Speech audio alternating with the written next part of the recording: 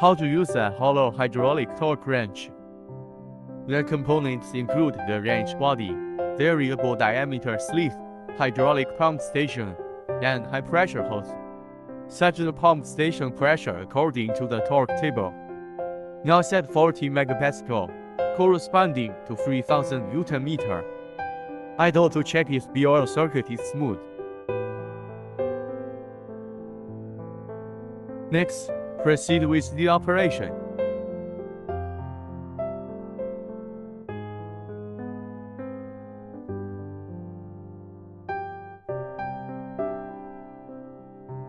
The reaction arm requires a support point.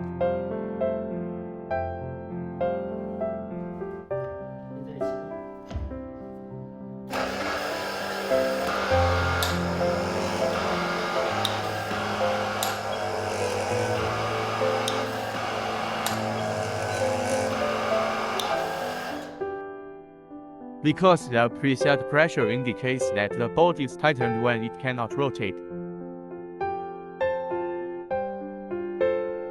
To loosen the bolt, just turn the wrench upside down.